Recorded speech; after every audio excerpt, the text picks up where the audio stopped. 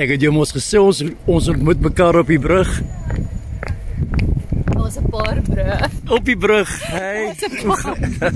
Hoe gaan dit met jou? Baie goed. En met jou, Johan? Ja, gaat goed. Is dit nie die mooiste Wat is jou huis? Nee daar.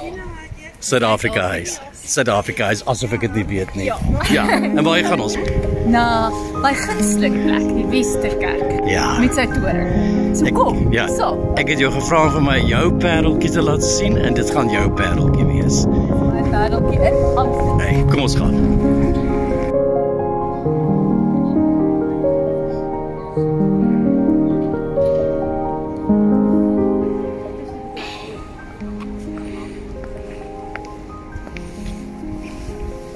Ja.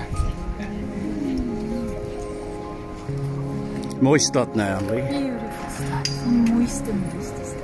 1673. Ja. So oud hier. En hierdie gragte is almal in daai era, né? Dis daai Renaissance tyd. Die 1600s, die 1700s, die 1800s. Hoe lank is jy nou al hier? Ek is nou al omtrent 'n maand hier so. Ja. En ja, ek leer nog steeds alles, ek ontdek nog steeds alles. En die lekkerste ding nou is dit word later in die aande donker. So nou begin ek in die aande stap tot dit donker word om so 9:30, 9:30. So ek het so die Jordaanestrik leer ken. En die Jordaanestrik is heeltemal 'n openbaring. Dit is so lekker om daar rond te loop in die aand. Ja. En ook die Nederlanders se gordyne is oop. So mense kan so inkyk in die huise, so inloer in die huise en dan sien jy 'n klein wêreldjie en dit is hoe hulle dit doen. As hulle gordyne toe is, dan sit nie reg Nederlands hier. So dit is vir my fantasties. Ja, ja. Sê net vir my, jy is nou daar elke 3 maande as ek dit reg het, kom daar elke 2 maande. Elke 2 maande. Is daar 'n joernalis in het Suid-Afrika huis en dan het ons die voorreg om van hier af stories te doen oor wat ons beleef en ek het byvoorbeeld 'n onderhoud met Adrian van Dis wat 'n groot gees is hier in Nederland en ek praat met hom oor sy verhouding wat hy gehad het met Breitenbach wat verlede November oorlede is. So dit gaan ek doen en dan werk ek ook nog steeds vir 'n podcast. Ja, was hierdie inderdaad jou eerste besoek aan Amsterdam? Dit is my heel eerste keer in hierdie fantastiese stad. Ja. En ek moet sê die eerste keer toe ek hier aangekom het die dag, toe was dit so grou soos vandag en ek het gedink sit maar asseblief op die eerste vliegtuig terug Suid-Afrika toe. Mis die Kaapse somer. En toe bring jy vir ons die sonskyn. Toe begin die sonskyn vir die hele maand lank. En dis nou eers wat die reën gekom het, jy weet. Maar dis nou ook vir my lekker. Ja. Sê vir my, wat is dit wat jou heel eerste tref as jy hierdie stad so voor jou sien? Wat vir my so half die ritme van my hele tydjie hierso is die Westertoring se klokke. Ek kon nie glo hier lê elke kwartier lank 'n klok. Elke kwartier lank. So in die nag, in die middel van die dag, as jy wakker word per ongeluk dan hoor jy 4:03 kom. Geweldig. En dis die wonderlikste ding vir my van hierdie plek. En ook die toring met sy pragtige potblou kroon bo op. Dit is half 'n rigtingwyser geword as ek hier rondloop en ek waar is die kroon en dan gaan ek stap ek nou in die rigting van die Westertoring. En so dit is ja, en daar hoor ons hom nou net, né? Dit is hy. Kom luister. Want dit is kwart voor. Hy's nou net verby. Hy's nou. Okay. En jy's letterlik Suid-Afrika huis is letterlik 3 minute se stappie tot by die Westerkerk. En tussen Suid-Afrika huis en die Westerkerk is die Anne Frank huis waar sy weggebly het in agterhuis. So sy's letterlik nog nader aan die Westerkerk en sy skryf in haar boek daaroor. En hoe geliefd dit vir haar is, maar haar ma en ma gou daar sy het niks op gehou nie. Dit was vir hulle te steur. Ja. En toe iewers op so ek dink in 1943 is die klok stil geraak. En sy sê die hele huishouding was te mekaar verward want hulle het nie meer daai ritme gehad in daai stil agterkamer waar hulle gebly het nie.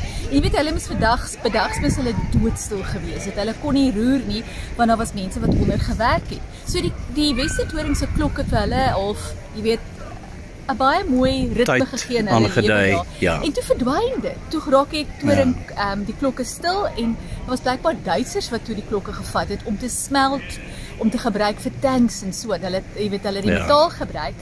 En toe is dit 'n groot storie en maar toe blykbaar het die Nederlanders, die Duitsers oortuig dat daar was 'n De Ruyter admiraal wat hulle baie hoog aangeslaan het, en by sy begrafnis is hierdie Westerdoring se klokke gelei. En toe die Duitsers besluit nie, hulle gee nou maar terug die klokke. En toe die klokke teruggekom na die Westerkerk. En dit is wat ons vandag nog hoor, né? Nou, vat jy my na die Westerkerk toe.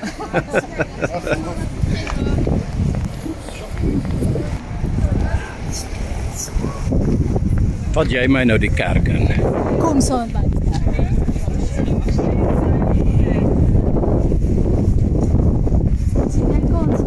Toring uit. Ek dink ons het al daaroor gesels. Ag, toe wil jy vir my sê jy gaan hier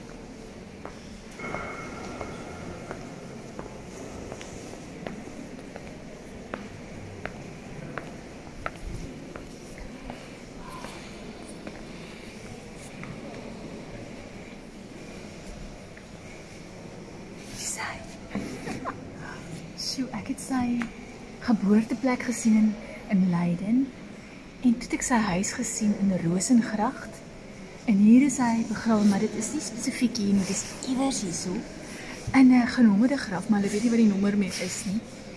En hier is hy begrawe as 'n arm man, né? En op die oomblik in die Rijksmuseum is hulle besig om die nagwag te restaureer.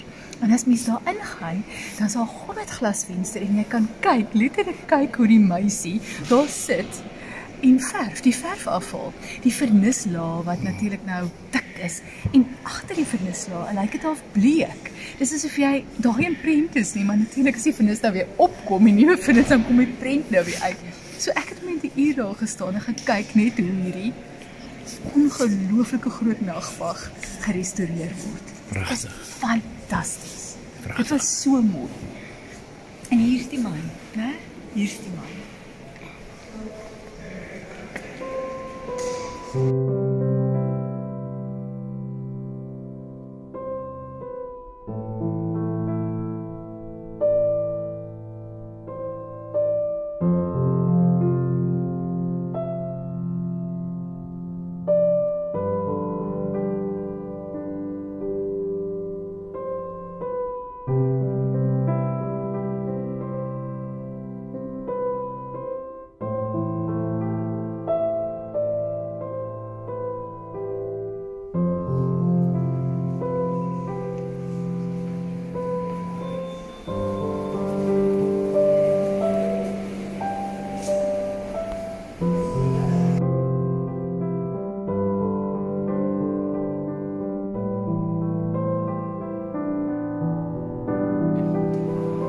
As mens deur die toring wil opgaan, bedoel jy?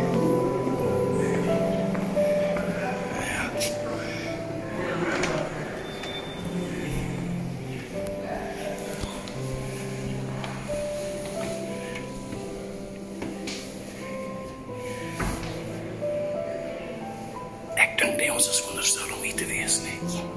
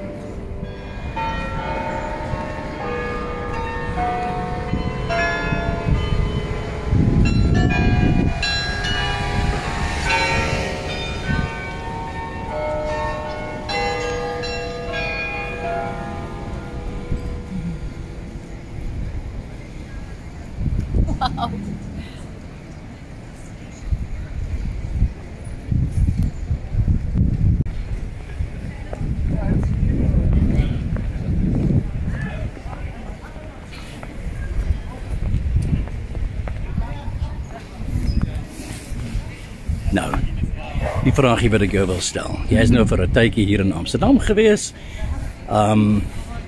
Ons het altyd van Suid-Afrika se kant af, het ons altyd ons Afrikaners die idee van hier is iets besonders tussen ons in hierdie land. Jy het nou met baie mense hier gesels. Is dit 'n wederwysige gevoel? Is daar nog 'n band? Ja. Daar is ek dink nie almal ken Suid-Afrika meer nie. Veral die jong mense, dink ek weet nie eintlik waar Suid-Afrika nie, maar daar's tog 'n verband en erkenning en 'n vriendelikheid. Ek het geweldig tuis hier gevoel. Ek het nog nie, ek dink in 'n wêreldstad so tuis gevoel soos hierso nie. Dalk is die taal, maar ek voel, dit is nou die 04:30. Maar ek voel asof dit my mense is en ek sien my ma stap en ek sien my pa sit en my oom en my tannie. Dit voel soos my mense. Dis 'n wonderlike erkenning. En die taal natuurlik, die wonderlike taal, die manier hoe hulle self uitspreek is, maar ek kan nie ophou glimlag nie. So ek dink die taal laat mens ook meer tuis voel.